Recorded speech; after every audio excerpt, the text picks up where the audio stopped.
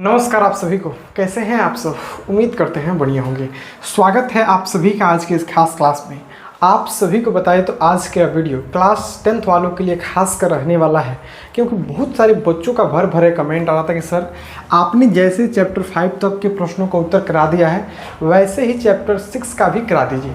तो फाइनली आज के इस वीडियो में क्लास 10th वालों के लिए खास कर यह वीडियो है।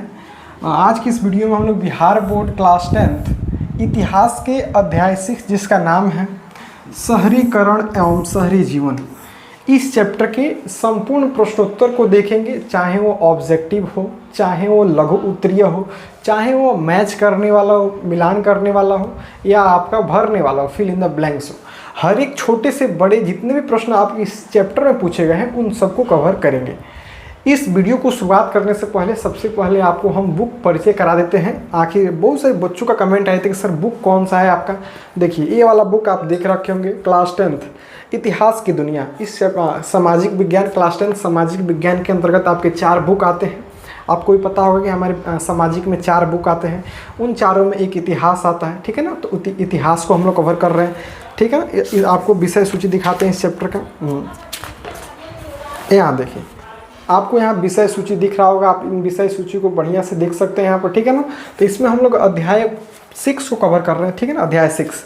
और इसके बाद आपका 2 चैप्टर और रहेगा, उसको भी हम लोग धीरे धीरे कवर कर लेंगे, ठीक है। चलिए तो शुरुआत करते हैं। ज़्यादा समय आपका इधर उधर नहीं करेंगे क्योंकि समय आपका काफ़ी कीमती है, ठीक है ना, हम समझ सकते हैं।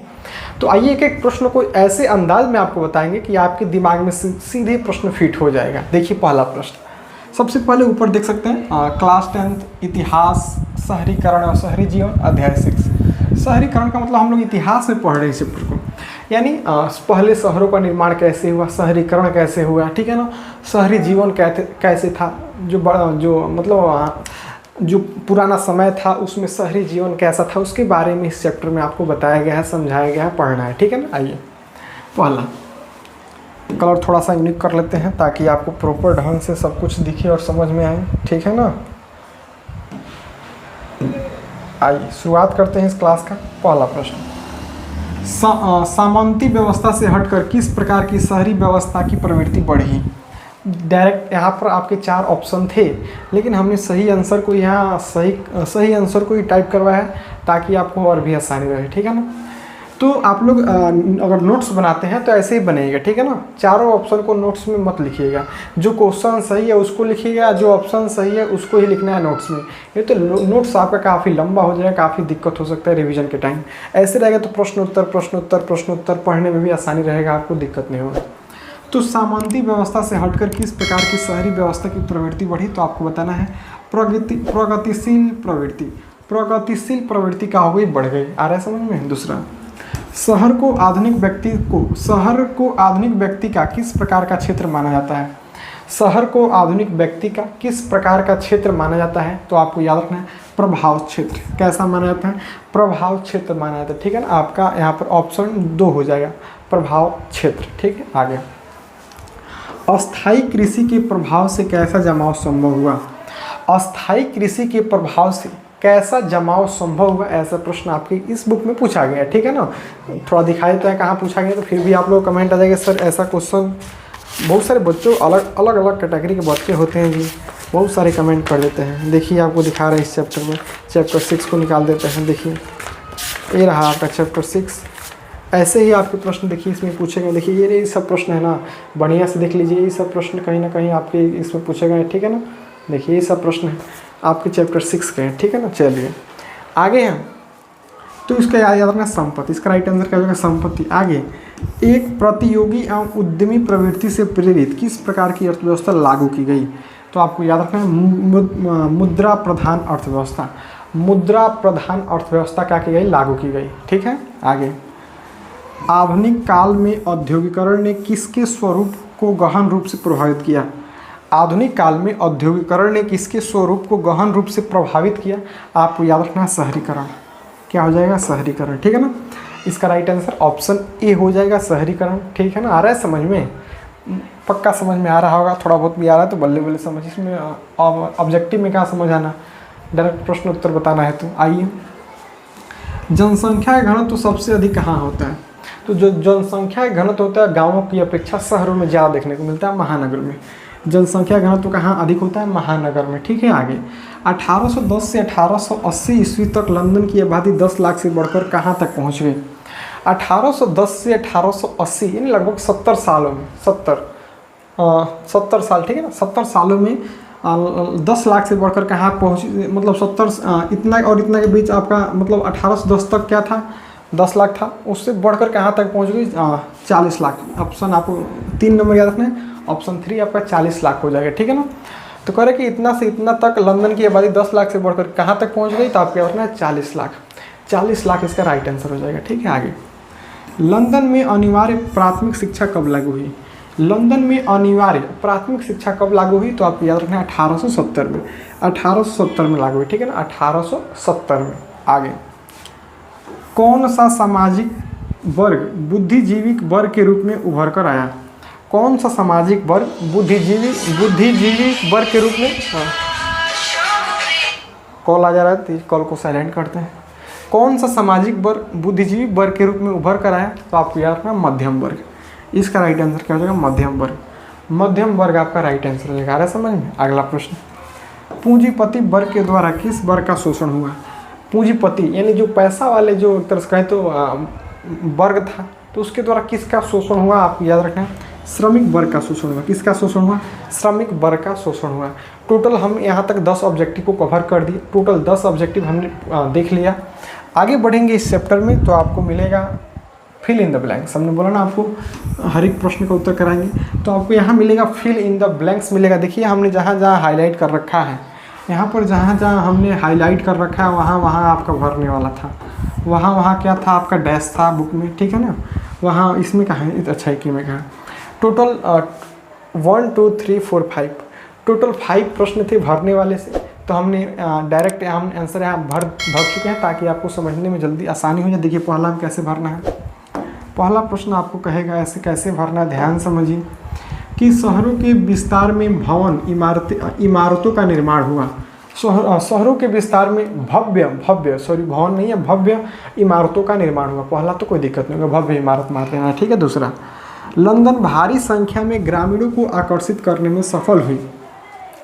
लंदन भारी मात्रा में ग्रामीणों को आकर्षित करने में क्या हो गई? सफल हो गई। अगला शहरों में रहने वाले संसाधनों से सीमित थे।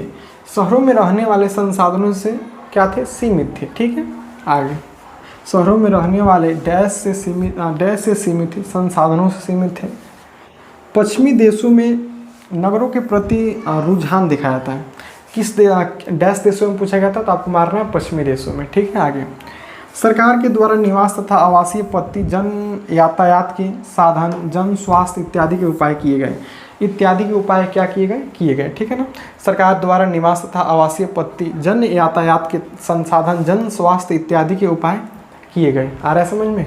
यहाँ तक तो कोई खास दिक्कत नहीं होगा। 5 नंबर प्रश्न तक आपको कोई खास दिक्कत नहीं होगा। ठीक है ना, 5 नंबर प्रश्न हमने देख लिया।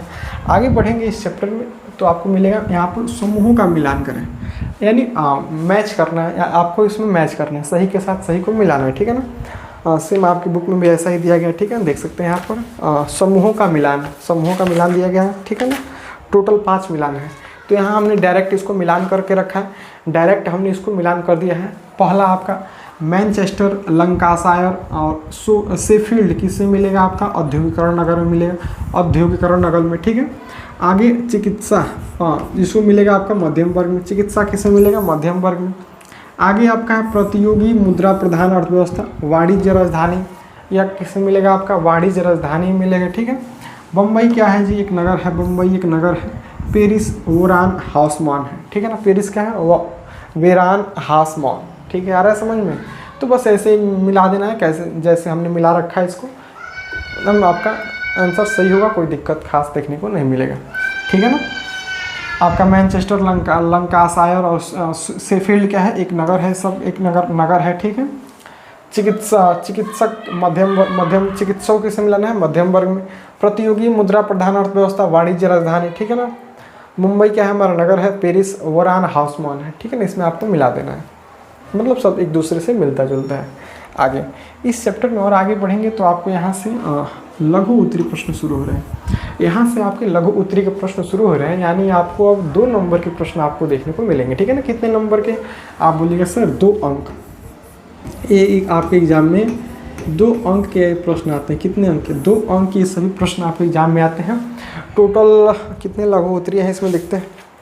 टोटल 12 लघु उत्तरीय प्रश्न आपसे पूछे गए इस चैप्टर में, 12 और 12 दूना 24 अंक के लघु उत्तरीय प्रश्नों को आपको हम कराएंगे, जो एक प्रश्न 2-2 नंबर का है और 24 टोटल प्रश्न, 24 लघु उत्तरीय है। आइए कि को काफ़ी शानदार आगाज, मतलब शानदार तरीके से देखेंगे, आपको समझ में आए। चलिए 2-2 अंक के प्रश्न रेडी हो जाइए। और जितने भी लोग अभी तक चैनल को सब्सक्राइब नहीं किए हैं, तो आप सभी से रिक्वेस्ट है कि चैनल को एक बार सब्सक्राइब कर दें, ताकि हर एक छोटी से बड़ी आने वाली वीडियो की नोटिफिकेशन आप तक समय से पहुँचे और मतलब आप कोई वीडियो मिस ना करें, ठीक है ना। देखिए पहला प्रश्न है, किन 3 प्रक्रियाओं के द्वारा आधुनिक शहरों की स्थापना निर्णायक रूप से हुई? किन 3 प्रक्रियाओं के द्वारा आधुनिक शहरों की स्थापना निर्णायक रूप से हुई? तो देखिए करें, आधुनिक शहरों की स्थापना मुख्यतः 3 प्रक्रियाओं से हुई। पहला, व्यापार और उद्योग का विकास, प्रशासनिक केंद्रों का विकास, आगे है परिवहन और संचार के साधनों की उपलब्धता। इनसे शहरीकरण को गति मिली और बड़ी आबादी शहरों की ओर आकर्षित हुई।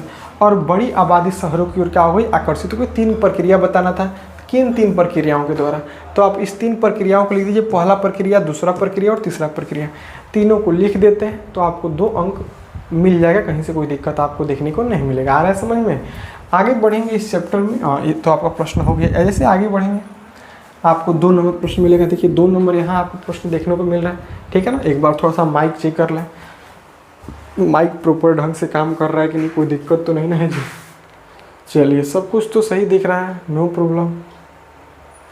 थोड़ा सा वीडियो क्या हो रहा है जी, लाइट ऑफ डाउन हल्का सा कर रहा है क्या जी, रिफ्लेक्ट कर रहा है क्या इस पर? चलिए इसको देखते हैं। यहाँ पर क्या आ गया है जी, क्या चाहते हो ऑनलाइन पिक्चर? नो। कह रहा है समाज का वर्गीकरण ग्रामीण एवं नगरीय क्षेत्रों में किस विभिन्नता के आधार पर किया जाता है? किस विभिन्नता के आधार पर किया जाता है आपको यहाँ बताना है। ये देखते हैं। कह रहा है समाज का वर्गीकरण जनसंख्या घनत्व, आजीविका के साधन, जीवन शैली, शिक्षा, आवास, स्वास्थ्य सुविधा तथा सामाजिक संरचना की विभिन्नता के आधार पर ग्रामीण और नगरीय में किया जाता है। यानी इन सब के आधार पर आपका एक तरह से कहें तो 1 मिनट रुकिए, थोड़ा सा आपका हम समय लेंगे। इसको थोड़ा पीछे कर देते हैं पंखा को। चलिए यहाँ पर इस प्रश्न में आपसे यह पूछा जा रहा था कि समाज का जो वर्गीकरण है वो शहरों और नगरों में कैसे किया जाता है, शहर और नगर में समाज का वर्गीकरण कैसे होता है, ठीक है ना। देखिए कह कि समाज का वर्गीकरण जनसंख्या घनत्व पर, आजीविका के साधन पर, जीवन शैली पर। यानी बात करें तो जो गांव का जनसंख्या घनत्व होता है शहरों की अपेक्षा काफ़ी, मतलब शहर में काफ़ी घना होता है, गांव में कम होता है। आजीविका के साधन शहरों में अधिक होते हैं, गांव में थोड़ा बहुत कम देखने को मिलते हैं। जीवन शैली भी अलग होता है, शिक्षा में भी अंतर आ जाता है गाँव और शहर में, आवास में भी अंतर है, स्वास्थ्य सुविधा में भी काफ़ी अंतर देखने को मिल जाता है। और सामाजिक संरचना में भिन्नता के आधार पर ग्रामीण और नगरीय में क्या किया जाता है, एक तरह से विभिन्नता किया जाता है, ठीक है ना। यही प्रश्न था आपसे। आगे बढ़ेंगे इस चैप्टर में तो आपको मिलेगा 3 नंबर प्रश्न। यहाँ देख सकते हैं काफ़ी लाजवाब प्रश्न है 3 नंबर। देखिए आर्थिक तथा प्रशासनिक संदर्भ में ग्रामीण तथा नगरीय बनावट के 2 प्रमुख आधार क्या क्या हैं। थोड़ा सा ब्राइटनेस इसका बढ़ाते हैं जी, क्यों? चलिए यहाँ से प्रश्न आपका यह था कि आर्थिक तथा प्रशासनिक संदर्भ में ग्रामीण तथा नगरीय बनावट के 2 प्रमुख आधार कौन कौन से? 2 प्रमुख आधारों को आपको बताना है, ठीक है ना। क्या दिक्कत है जी, आजकल काफ़ी दिक्कत देखने को मिल रहा है। चलिए इसको हम बंद ही कर देते हैं। चलिए तो आर्थिक तथा प्रशासनिक संदर्भ में ग्रामीण तथा नगरीय बनावट के 2 प्रमुख आधार क्या हैं? 2 प्रमुख आधार आपको यहाँ बताना है, ठीक है। देखिए करेंगे आर्थिक संदर्भ में गांव कृषि आधारित होते हैं, ठीक है ना, जबकि शहर व्यापार और उद्योग आधारित, क्योंकि गांव में सबसे अधिक खेती होती है, गांव में कृषि कार्य अधिक होता है और शहरों में कहें तो व्यापार होता है, उद्योग होता है। प्रशासनिक दृष्टि से नगरों में स्थानीय निकाय होते हैं जैसे महानगर निगम, जबकि ग्रामीण क्षेत्र पंचायती प्रणाली के अधीन होते हैं। जबकि जो ग्रामीण क्षेत्र होते हैं वो पंचायती प्रणाली के क्या होते हैं, अंतर्गत आते हैं। ठीक है ना, बस यही है प्रश्न आपका, इसके अधीन आते हैं। आगे है 4 नंबर प्रश्न। ये भी काफ़ी इम्पोर्टेंट प्रश्न है। 4 नंबर भी क्वेश्चन काफ़ी प्यारा है कि गांव के कृषि जन्य आर्थिक क्रियाकलापों की विशेषता को दर्शाएं। गांव के कृषि जन्य आर्थिक क्रियाकलापों की विशेषता को आपको यहाँ पर दर्शाना है। विशेषता को आपको यहाँ से कहे तो बताना है। ठीक है, देखिए गांव में आर्थिक क्रियाएं मुख्यतः कृषि, पशुपालन, मछली पालन, वनोपज और छोटे छोटे कुटीर उद्योग पर आधारित है। गांव में बात करें तो जितना भी हमारा आर्थिक मतलब कहें तो जीवन है, आर्थिक क्रिया है, तो हम किस पर आधारित है? सबसे पहला कृषि कार्य पर आधारित। गांव के लोग सबसे अधिक कृषि करते हैं। 2 नंबर पर उनका पशुपालन आता है। 2 नंबर पर सबसे अधिक क्या करते हैं? पशुपालन। उसके बाद मछली पालन, वनोपज, वनों को उपजाते हैं, छोटे कुटीर उद्योग, घर में छोटे बहुत कुटीर उद्योग लगा लेते हैं। ठीक है, गाँव के लोग ये पारंपरिक ढंग से परिवार आधारित होती है और प्राकृतिक संसाधनों पर निर्भर होती है। ये इनके जितने भी बात करें तो उद्योग होते हैं वो प्राकृतिक संसाधनों पर निर्भर होते हैं। ठीक है ना, बस यही तब प्रश्न है। आगे बढ़ेंगे इस चैप्टर में और 5 नंबर प्रश्न आपको यहाँ देखने को मिलेगा। शहर किस प्रकार के क्रियाओं के केंद्र होते हैं? जो शहर होते हैं किस प्रकार की क्रियाओं के केंद्र होते हैं, ये प्रश्न है आपका। देखिए करेंगे शहर औद्योगिक, व्यापारिक, शैक्षणिक और चिकित्सा, प्रशासनिक और सांस्कृतिक क्रियाओं के केंद्र होते हैं। यहाँ विविध रोजगार और सुविधाएं उपलब्ध होती है जिससे विभिन्न वर्गों का आवागमन होता है। जिससे विभिन्न वर्गों का क्या होता है? आवागमन होता है। आ रहा है समझ में? कोई दिक्कत हो तो आप लोग बोल सकते हैं, कहीं से भी कोई दिक्कत आपको देखने को मिले आप बता सकते हैं कि हमको यहाँ दिक्कत है। ठीक है ना, काफ़ी सिंपल सा प्रश्न था कि शहर किस प्रकार की क्रियाओं का केंद्र है, तो आपको बोलना है शहर में उद्योग है, औद्योगिक है, व्यापार होता है, व्यापार का केंद्र है, शिक्षा का केंद्र है, चिकित्सा का केंद्र है, प्रशासन भी काफ़ी मजबूत होता है शहरों में, सांस्कृतिक क्रियाओं का एक तरह से हमारा शहर क्या है? केंद्र है। आ रहा है समझ में? दिक्कत हो तो बोलिएगा। आगे बढ़ेंगे इस चैप्टर में। आगे बढ़ेंगे तो आपका यहाँ पर 6 नंबर प्रश्न मिलेगा।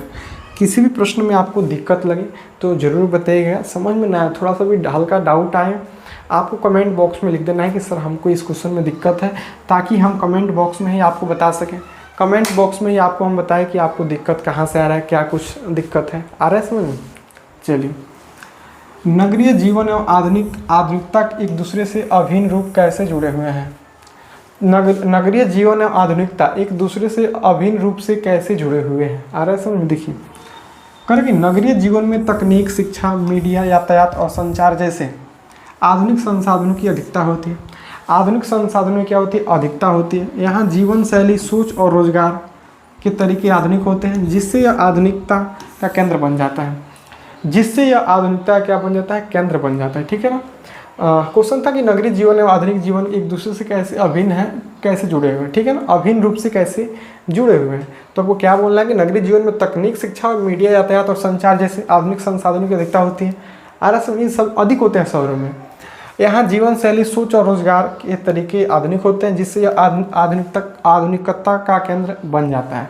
आ रहा है समझ में कैसे बन जाता है? चलिए आगे बढ़ेंगे तो आपको 7 नंबर प्रश्न मिलेगा। आइए इस प्रश्न को देखते हैं। नगरों में विशेषाधिकार प्राप्त वर्ग अल्पसंख्यक है, ऐसी मान्यता क्यों बनी है?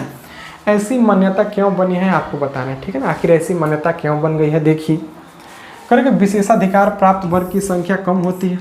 यानी जो वैसे वर्ग जो विशेष अधिकार प्राप्त कर लेते हैं उनकी संख्या कम होती है, क्योंकि अधिकांश लोग मजदूर वर्ग या निम्न मध्यम वर्ग से होते हैं।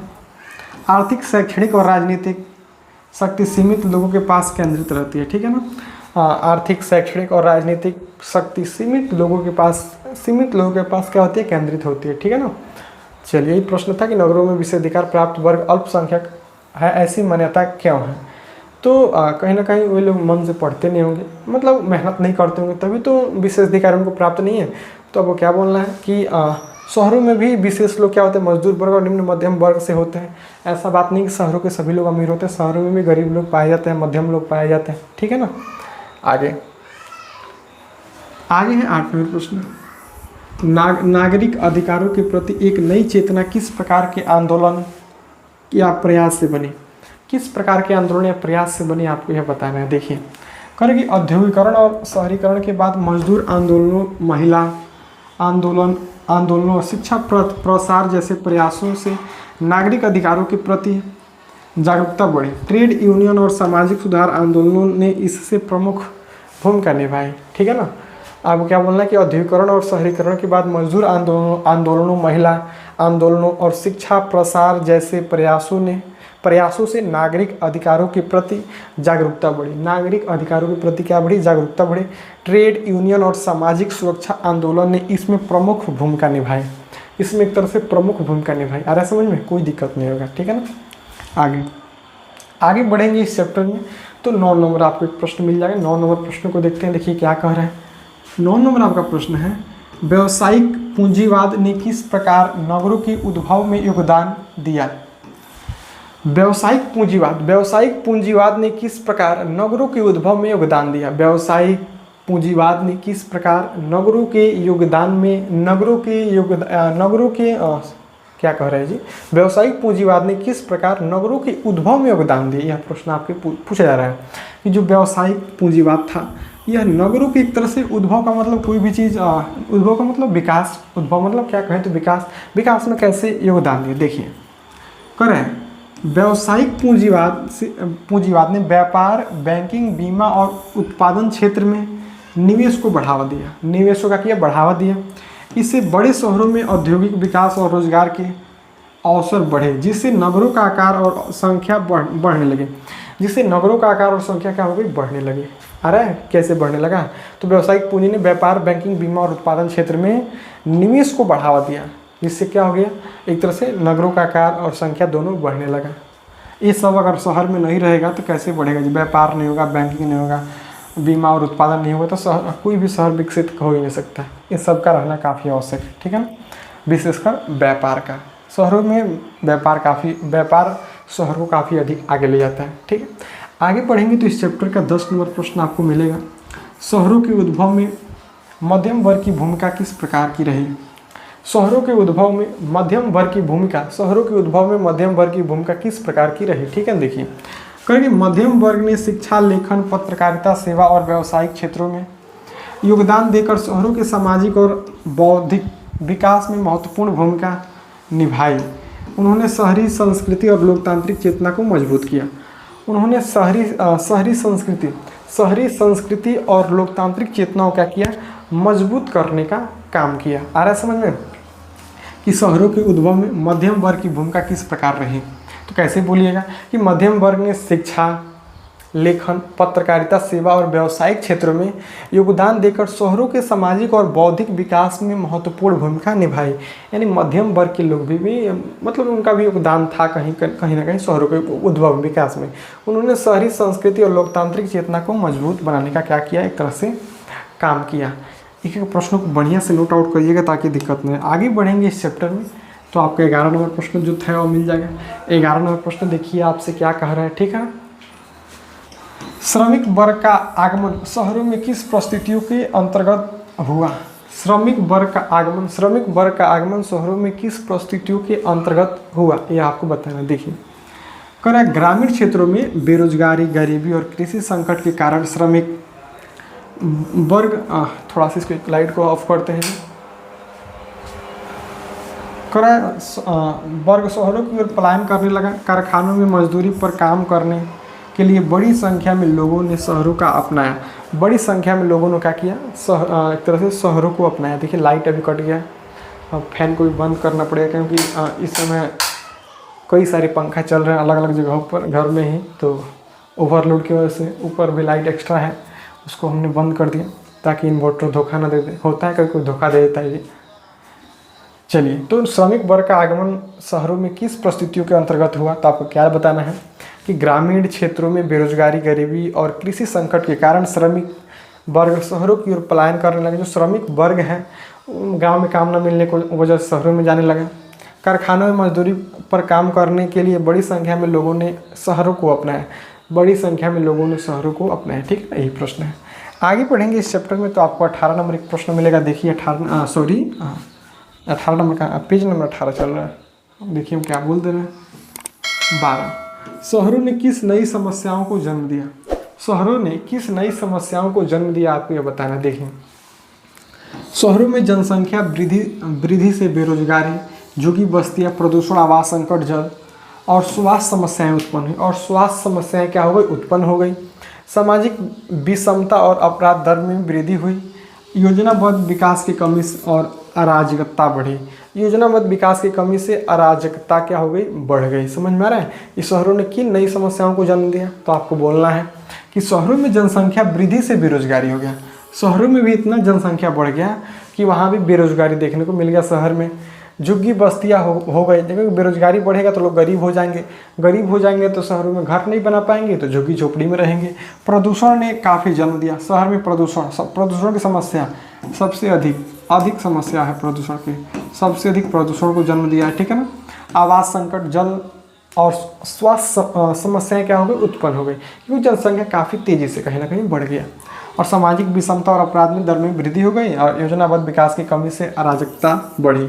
अराजकता का मतलब एक तरह से शहर का पूर्ण ढंग से विकास होना एक तरह से रुक गया, ठीक है ना। चलिए, ये रहा प्रश्न आपका यहाँ तक। आगे बढ़ेंगे तो आपके यहाँ से शायद से दीर्घोत्तरीय प्रश्न शुरू होंगे।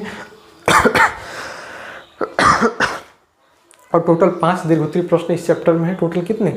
टोटल 5 दीर्घोत्तरीय प्रश्न आपसे इस चैप्टर में पूछेगा। ये देख लेते हैं क्या दिक्कत है, 5 को कवर कर लेते हैं। दीर्घोत्तरीय प्रश्न है जो आपके एग्जाम में 5 अंक के आएंगे। कितने अंक के?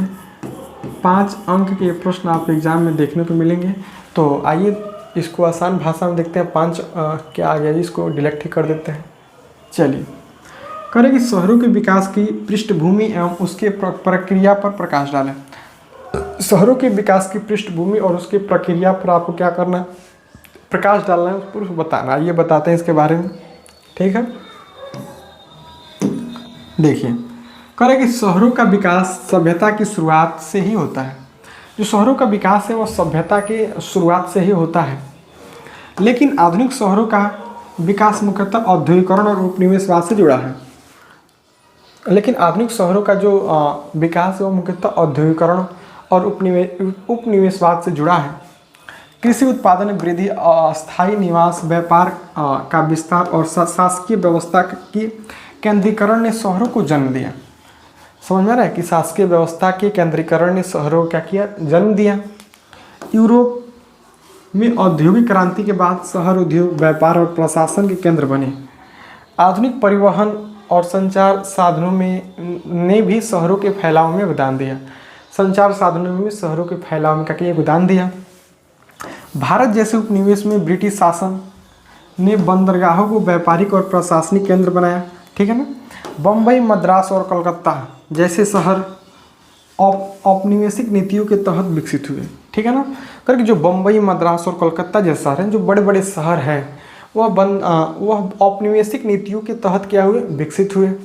इस प्रक्रिया में बड़ी जनसंख्या ग्रामीण क्षेत्रों से शहरी की ओर पलायन करने लगी, जिससे नगरीकरण तेजी हुआ और सामाजिक एवं आर्थिक ढांचा बदल गया।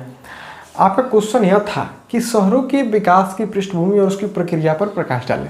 आखिर शहरों के विकास कैसे होगा, कैसे शुरू हो? उसकी पृष्ठभूमि, पृष्ठ का मतलब किसी भी चीज़ के पृष्ठ होता है ना, नीचे वाला चीज़ को पृष्ठ बोलते हैं, पृष्ठ। तो पृष्ठभूमि यानी शहरों का विकास कैसे शुरू हुआ, आपको बेसिक से समझाना है। तो आपको क्या बोलना है कि शहरों का विकास सभ्यता की शुरुआत से ही होता है। सभ्यता की शुरुआत से ही होता है, ठीक है ना। लेकिन आधुनिक शहरों का विकास औद्योगिकरण, सबसे मेन पॉइंट है औद्योगिकरण, उपनिवेशवाद से जुड़ा है, ठीक है। कृषि उत्पादन में वृद्धि, अस्थायी निवास, व्यापार का विस्तार और शासकीय व्यवस्था के केंद्रीकरण ने शहरों को जन्म दिया। इन शहरों में बात करें तो उद्योगों का विकास हुआ धीरे धीरे। मतलब वे सभी सुविधाएं जो गांव में नहीं मिल पाती थी, वे सभी धीरे धीरे शहर में विकसित होने लगे, जिसके कारण बात करें तो गांव के लोग भी शहर की ओर पलायन करने लगे और शहर का विकास काफ़ी तेज़ी के साथ हो गया। आप इतना याद नहीं किया था, ये सब याद कौन करता है। आप एक बार लिखिए, कुछ इसमें से 2-4 लाइन आप ले लीजिए, बाकी कुछ अपने मन से ऐड करके आप लिखिए, सही हो जाएगा, कोई दिक्कत नहीं होगा। दीर्घोत्तरी में इतना याद कौन करता है जी, याद नहीं किया था दीर्घोत्तरी प्रश्न को। आप उसको खुद से लिखने का प्रयास करिए, 1-2 लाइन जो इसमें से बेस्ट लगे उसको निकाल लीजिएगा, ठीक है। और खुद से बना के लिखिएगा ताकि आपको एक्सपीरियंस रहे क्वेश्चन लिखने का एक्सपीरियंस रहे, तो आप किसी भी क्वेश्चन को आसानी के साथ लिख सकते हैं, कोई दिक्कत नहीं आएगा। आ रहा है समझ में क्या बोल रहे हैं। चलिए आगे बढ़ेंगे इस चैप्टर में। तो 20 नंबर पेज में हम क्या बोल रहे हैं, 2 नंबर प्रश्न मिलेगा। ग्रामीण तथा नगरीय जीवन के बीच की भिन्नता को स्पष्ट करें। ग्रामीण तथा नगरीय, ग्रामीण तथा नगरीय जीवन के बीच भिन्नता को स्पष्ट करेगा। ग्रामीण का मतलब गांव वाला जीवन और नगरीय मतलब शहर वाला जीवन, इसके बीच क्या अंतर है बताना है। तो आप नहीं लिख सकते हैं कि गांव के लोग और शहर के लोग के बीच क्या अंतर है, ये तो प्रश्न है ना। चलिए बता देते हैं। करें ग्रामीण जीवन मुख्यतः कृषि और प्राकृतिक संसाधनों पर आधारित होता है, जबकि नगरीय जीवन उद्योग, व्यापार, सेवाएं, तकनीकी कार्य होते हैं। गांव में सामाजिक संबंध परंपरागत और पारिवारिक होते हैं। गांव में जो सामाजिक संबंध है वह परंपरागत और पारिवारिक होते हैं, जबकि शहरों में जीवन अधिक व्यक्तिगत और प्रतिस्पर्धात्मक होता है।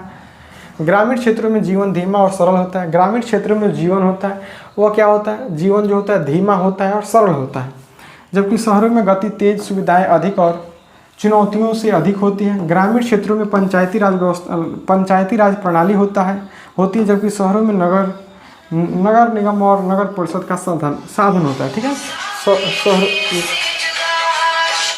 चलिए इसको साइलेंट ही कर देते हैं, बार बार परेशान कर रहे हैं। ठीक, अब कॉल ही नहीं आएगा, बार बार कॉल आ जा रहा है ना। चलिए, तो ग्रामीण क्षेत्रों में पंचायती राज व्यवस्था होती है, जबकि शहरों में नगर निगम या नगर परिषद का क्या होता है, शासन होता है।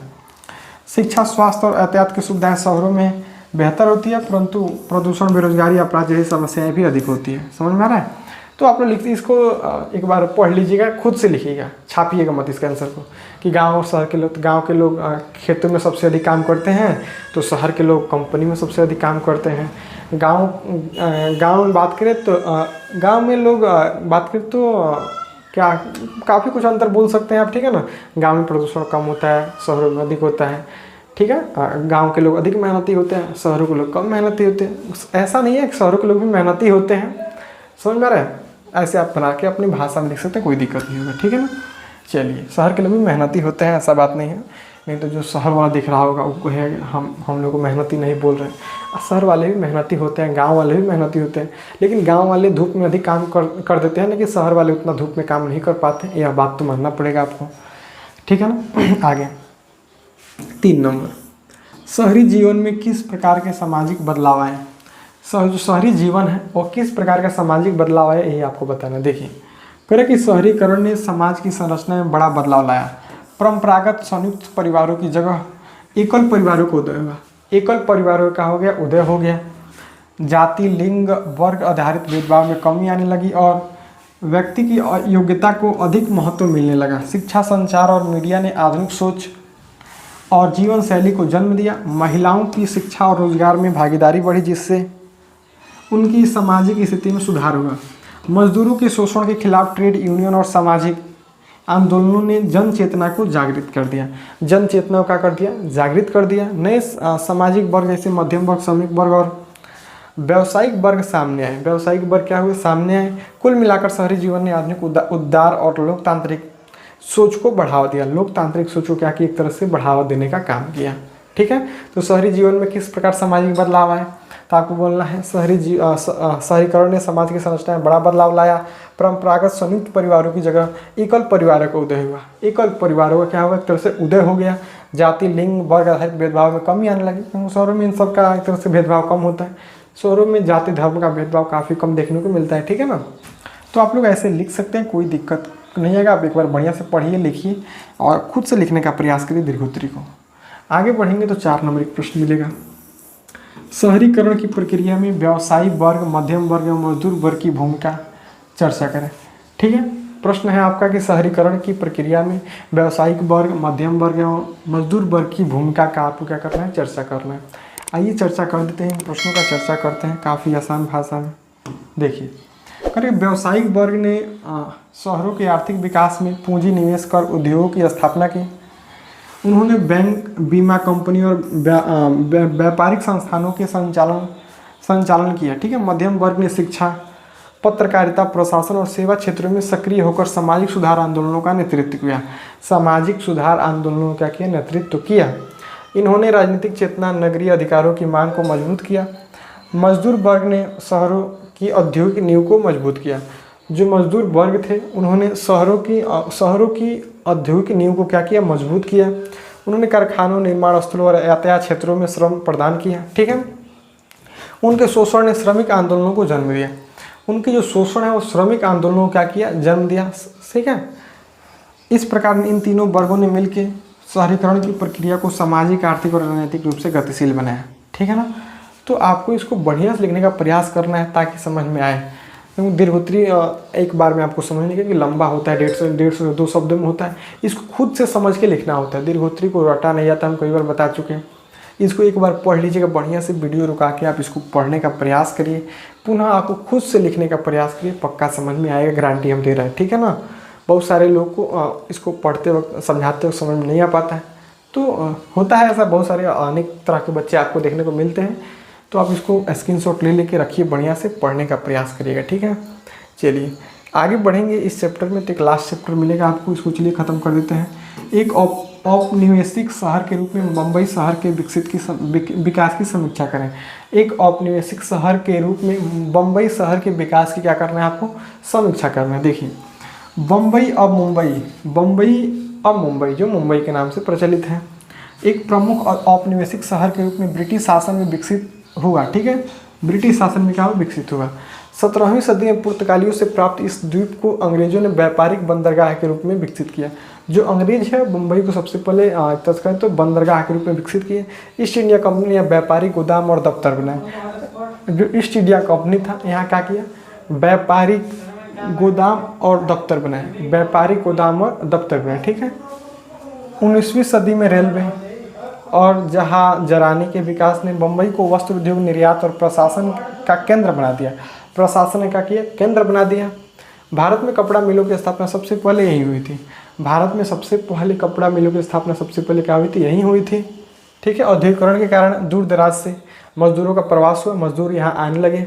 बम्बई तेजी से जनसंख्या वाला शहर बन गया। जो बम्बई है वह तेजी से जनसंख्या वाले एक तरह से शहर बन गया। ठीक है, यहाँ अमीर और गरीब वर्ग के बीच गहरी खाई देखने को मिली।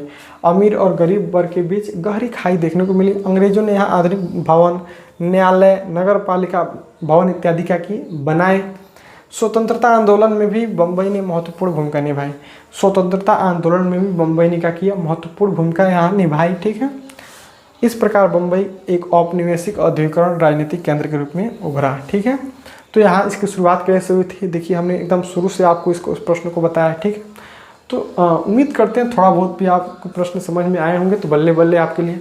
ठीक है, क्योंकि आप थोड़ा बहुत भी आ गया हो वीडियो देखने के बाद तो समझेंगे मेहनत हमारा साकार हो गया। ठीक है, और प्रयास करिए कि आपको पूरा समझ में आए। आप एक एक प्रश्न को लिखिए, बढ़िया से रिवीजन करिए। ठीक है, तब जाके आपको बेहतर समझ में आने की संभावना होगी। तो आज के लिए इतना ही, ऐसे ही मिलेंगे तुरंत इसके नेक्स्ट पार्ट में इसके नए चैप्टर के साथ। तब तक के लिए आप सभी को जय हिंद।